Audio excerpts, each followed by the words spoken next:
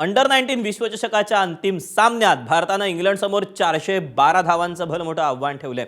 सलामीच्या वैभव सूर्यवंशीच्या खणखणीत शतकाच्या जोरावर भारतानं 50 षटकात 9 बाद 411 धावांचा डोंगर उभा केला।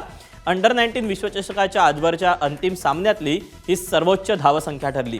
वैभवनं अवघ्या 55 चेंडूत शतक ठोकलं तर 80 चेंडूत 15 चौकार आणि 15 षटकारांसह 175 धावांची खेळी साकारली, तर कर्णधार आयुष म्हात्रेनं अर्धशतक झळकावलं।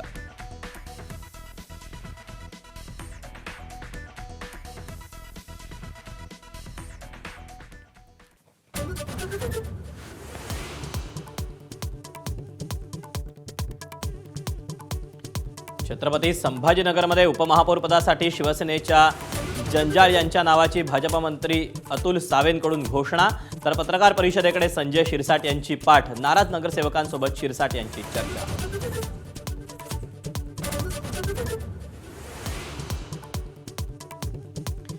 ठाकरेंच्या शिवसेनेसोबत लढलेल्या मनसेची नाशिक महापालिकेत शिवसेनेला साथ। मनसेच्या एकमेव नगरसेविका मयुरी पवारांची शिवसेनेसोबत युती, चर्चांना उधाण।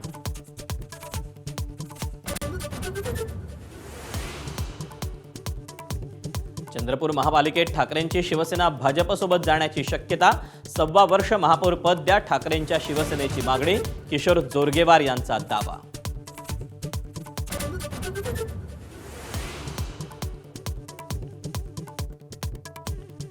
खासदारांना घाबरणारे पंतप्रधान नरेंद्र मोदी डरपोक नंबर 1।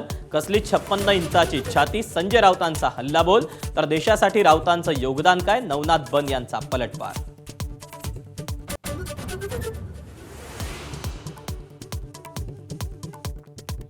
सुनेत्रा पवारांच्या शपथविधीवरून काही नेते राजकारण करतात, टीका करणं बंद करा, मुख्यमंत्री देवेंद्र फडणवीसांनी फटकारलं।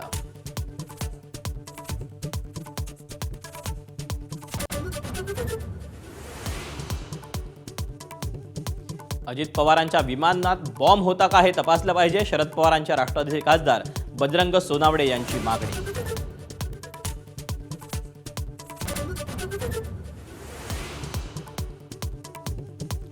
बारा जिल्हा परिषद आणि 125 पंचायत समित्यांसाठी उद्या मतदान।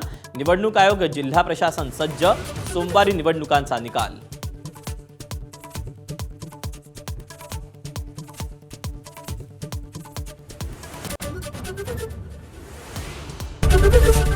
एबीपी माझा, उघडा डोळे बघा नीट।